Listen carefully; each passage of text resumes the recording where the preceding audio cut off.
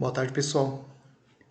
Hoje, como a gente já combinou, a gente vai começar a falar um pouquinho sobre as principais civilizações, ou seja, sobre aqueles povos pré-colombianos, aqueles que eram nativos da nossa América, tá? Esse período pré-colombiano significa o quê? Que era a América antes da chegada do europeu no nosso continente. Se faz referência aos nativos que já viviam aqui. Tá? Então a gente vai trabalhar um pouquinho sobre os astecas, os maias e os incas, beleza? América pré-colombiana. Então a gente tem na porção central e hoje no sul do México ali, no território, né, que era a civilização asteca, ali na América Central os maias, na região andina, aqui ó, na costa do Pacífico, a gente vai trabalhar também nessas aulas o Império, né, dos Incas, certo? Para começar a gente tem aqui uma visão, né, uma fala, um relato do Frei Bartolomé de Las Casas, certo? Sobre a crueldade com que os espanhóis trataram esses indígenas. Como a gente já viu, basicamente se fala em 80 milhões de nativos indígenas que viviam na América. Num período de 30 anos, a gente tem 70 milhões de nativos mortos, tá? O que significa o quê? Um extermínio muito grande. Tá? Bartolomé ele vai se destacar na tentativa de proteger esses indígenas, de ensinar o cristianismo para os mesmos. Tá? Ele até chega a propor um trabalho conjunto entre indígena e espanhol, mas que não vai funcionar. Então, ele tem muitos livros, obras, né? Principalmente a História das Índias, que é o mais famoso, demonstra essa certa preocupação em relação aos indígenas. É extenso, então possivelmente depois vocês podem estar lendo, tá, esse relato.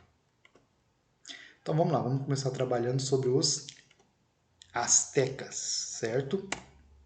1,5 milhão de habitantes na época da chegada dos espanhóis, o que mostra para nós que não eram pessoas inferiores, culturas inferiores, eram pessoas diferentes, com organização social, política, economia, religião, tudo era o quê? Diferente.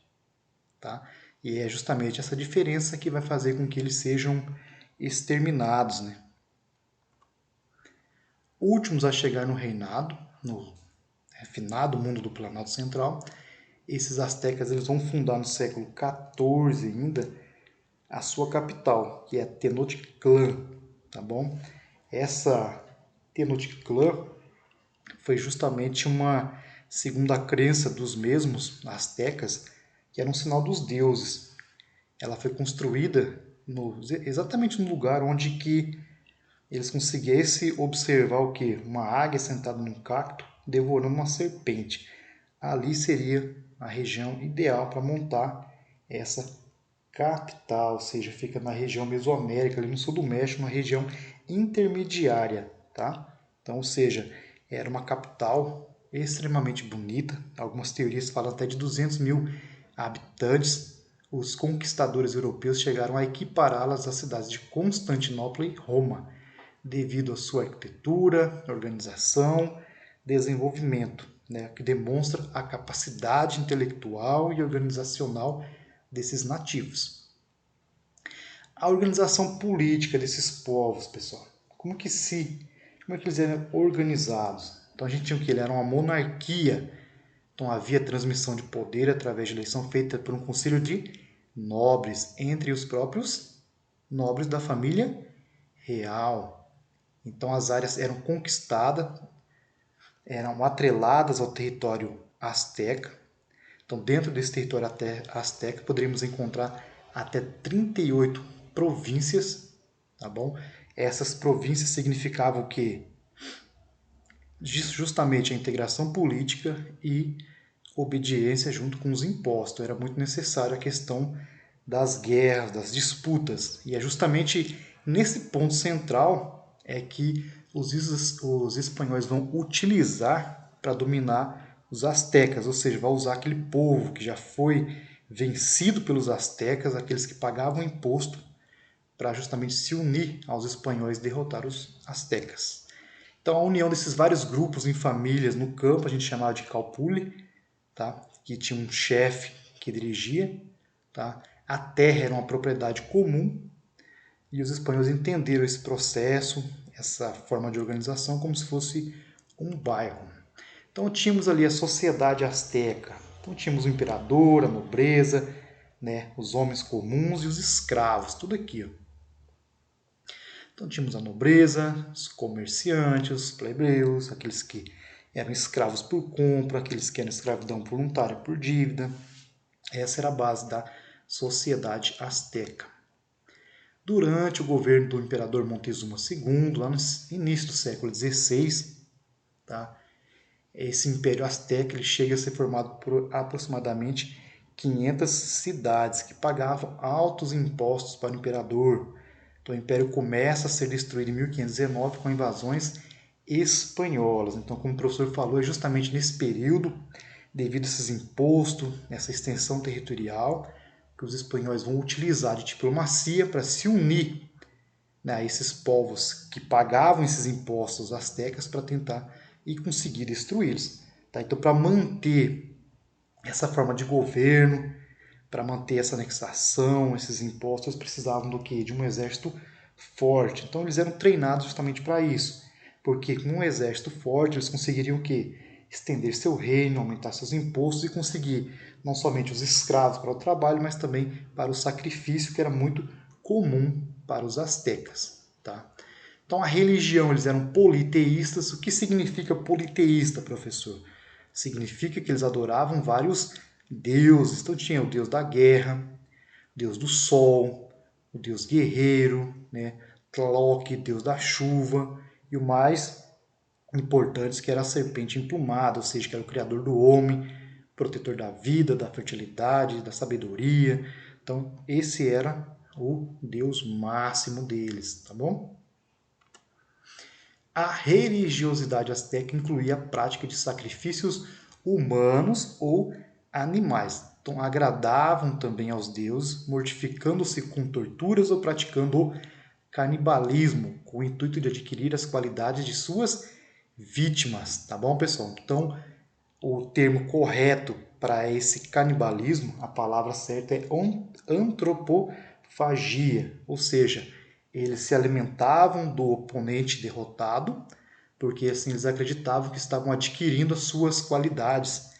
Tá? Por exemplo, tinha lá um guerreiro forte, habilidoso, valente, ele automaticamente, quando morto por seus oponentes, quando se comia dele ali, né, praticava antropofagia, se acreditava que estaria adquirindo aquelas mesmas qualidades do guerreiro que foi morto, tá bom? Então era justamente para isso. Então o sacrifício humano e de animais era muito comum para os astecas.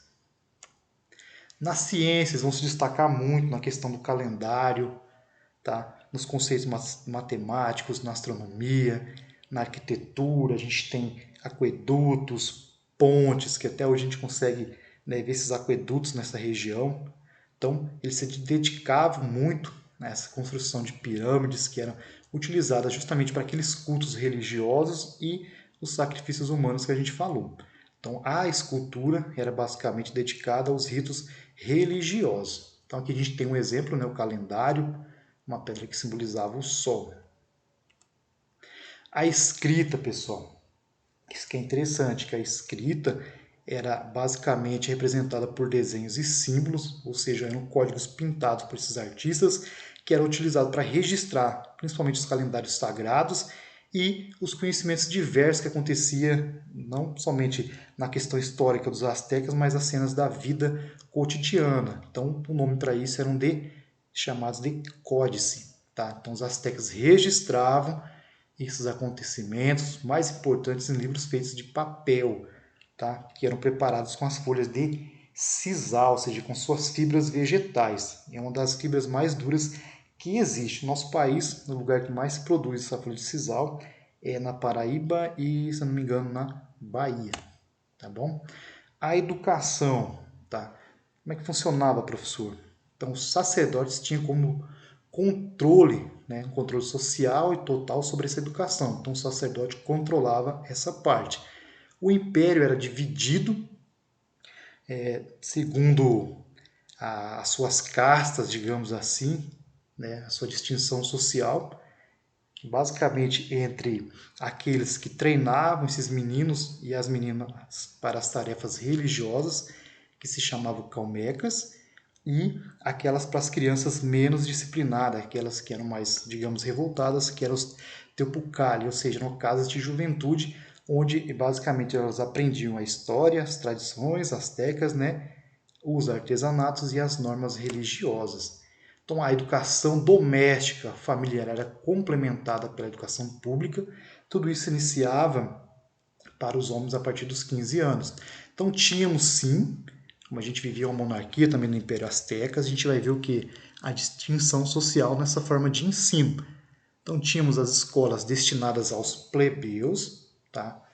Eles eram basicamente treinados para o serviço militar, serviço público, algum ofício, então era convocado a trabalhar no campo, nas construções, nesses aquedutos, nas pontes, participar das guerras também.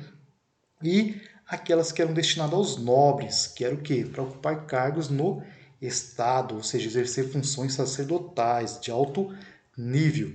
Os livros eram importantes na época, então esses colégios nobres, principalmente, possuíam volumosas bibliotecas. A medicina. Então a gente vai perceber a grande importância da questão da utilização do conhecimento asteca na medicina. Tá? Então eles tinham uma ciência fundamentada na utilização dessas plantas, já foram catalogadas ali no século XVI mesmo, cerca de 1.500 plantas que eram utilizadas por essa população pré-colombiana, desde azeites, resinas, ervas, raízes, tudo era utilizado, né, por esses povos, que depois vai começar a ser utilizado também pelos europeus, tá bom? E a economia? Então a gente tem o que? A economia era agrária, centrada na questão rural. Então tínhamos os terraços nas encostas dessas montanhas, tá? Que era justamente para conter as erosões, tínhamos a criação de represas, drenagens e o mais interessante que eram essas chinampas, ou seja, eram ilhas de cultivo onde se plantava e colhia principalmente o milho, pimenta, tomate, cacau, feijão, tudo que você imaginar. Tá? Então essas chinampas aqui, ó, são essas ilhas artificiais. Possivelmente já tenhamos visto na TV, em algum momento você já deve ter visto aqui, é bem interessante, ó. Tá vendo? Então, ó, campos de cultivo asteca foram a solução para a escassez de terra, já que eles não tinham muitas terras, pois a região ali era pantanosa e de difícil acesso. Então, eles criaram aqui uma técnica de drenagem e desenvolvimento de uma técnica especial de aterro. Então, faziam que ilhas artificiais, e nessas ilhas artificiais aqui, ó, que eram feitas a partir de uma estrutura de estacas fixas no fundo do lago, serviam de suporte para juntar o que? O junco e as esteiras ali, ó. Tá vendo? E depois era feito o aterro e assim eles conseguiam plantar. A terra era dividida em dois setores. Tínhamos o que? A terra que era coletiva, que era aquela do povão, que a gente chama de calpuli, né? E a terra que era reservada à nobreza, onde o camponês deveria trabalhar como forma de tributo. Quase lembrando o que acontecia na Idade Média, lembra com a questão do feudalismo. Tá? O comércio, pessoal, para a gente finalizar aqui. O comércio era basicamente na forma de escambo, às vezes, né? Na troca de legumes, verduras, ervas, medicinas, tudo aquilo que era encontrado nessa América pré-colombiana e dentro da sociedade asteca. Tá? Então a gente tem um relato aqui dos espanhóis. Ó. Quando lá chegamos, ficamos atônitos, ou seja, espantados, né? Com a multidão de pessoas e a ordem que prevalecia.